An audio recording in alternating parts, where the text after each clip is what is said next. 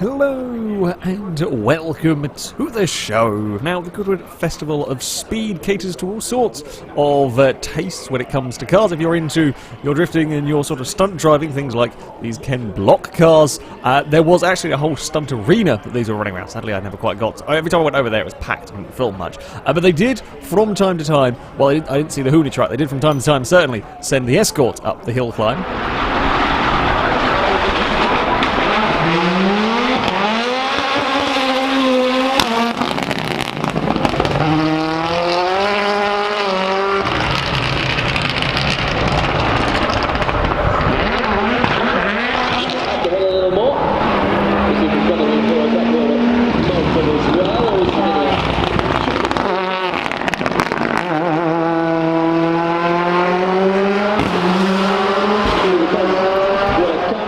More traditional drift vehicles were in attendance, a fairly similar selection as we have had over the last few years, from Ford Mustang, Nissan GTR. The Viper was back, which I always like to see a Viper hanging around, with I think probably the largest roof scoop we've seen on anything outside of a car I've built on Need for Speed.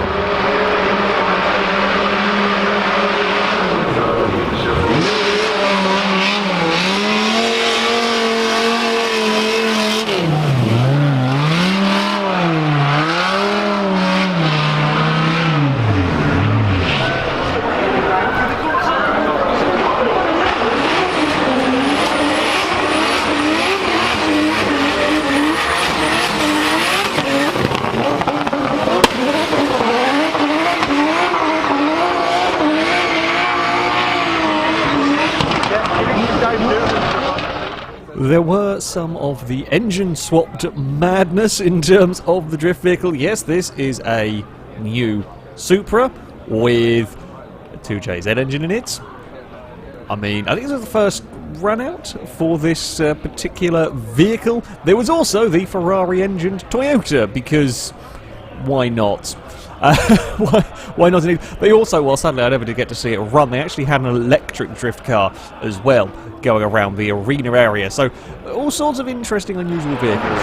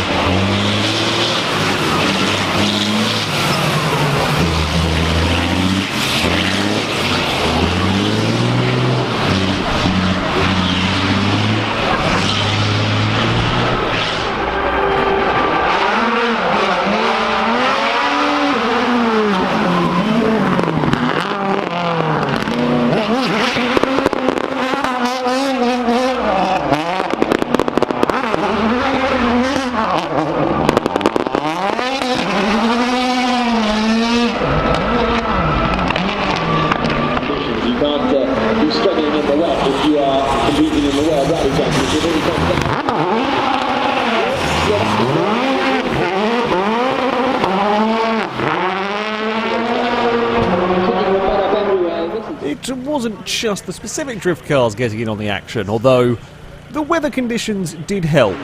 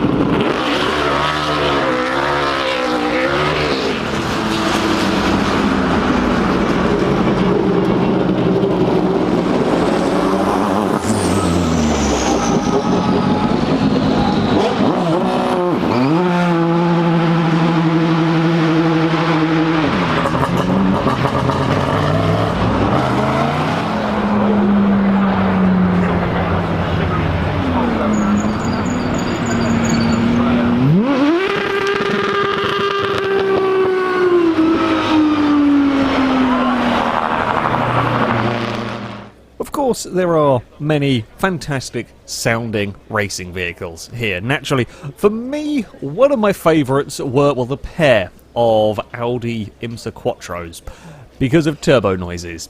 Yes, these vehicles have, as you can imagine, massive, massive turbos going on, and, well, they made a lot. I mean, I say outside of the rally cars, in many ways, the Audis are almost more distinctive turbo noises than you got from the rally cars. In fact, one of the other, I say, most impressive things about them, while, you know, visually they look fairly similar, you can certainly see the link between the two cars.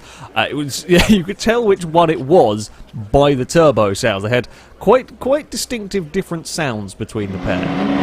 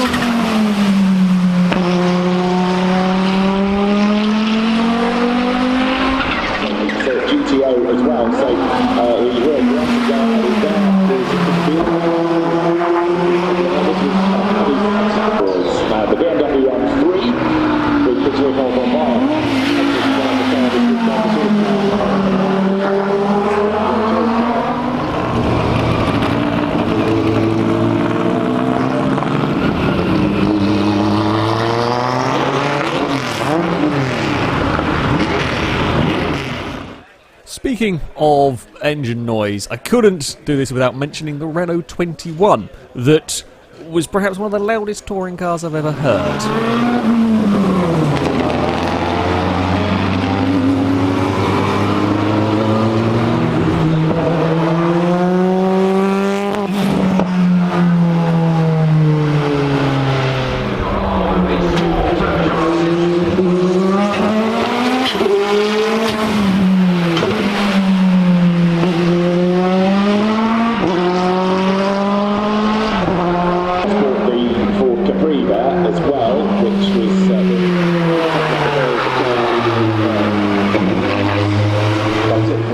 So, some other odds and ends I found around the place. First of all, this is a near perfect fail race Cobra. It is, yes, a replica Cobra. Sadly, was sold by the time I came round to film it at a later point. The first couple of days of the show is up for about £53,000, this one.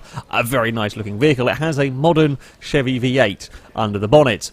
Quite an impressive vehicle. And now, a common fail race saying, more vents is more good, I thought would be won by the new Ginetta road car. It's an interesting, quite mad looking vehicle, I have to say. Certainly the first time seeing this one in person. yeah, interesting vehicle, has a crazy, wacky bonnet and a lot of aero bits going on, and I thought this would win. More vents is more good, but no, I was wrong.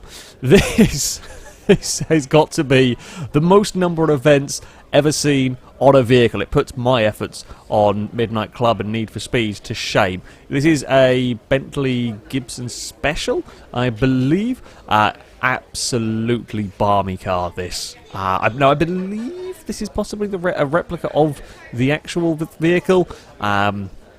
It's still...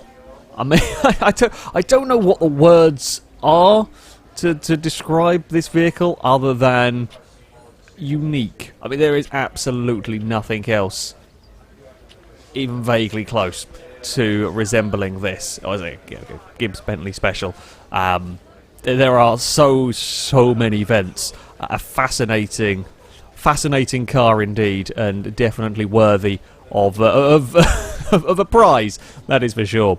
Now that's going to be it for this video. Thank you all very much for watching, and until next time, a goodbye.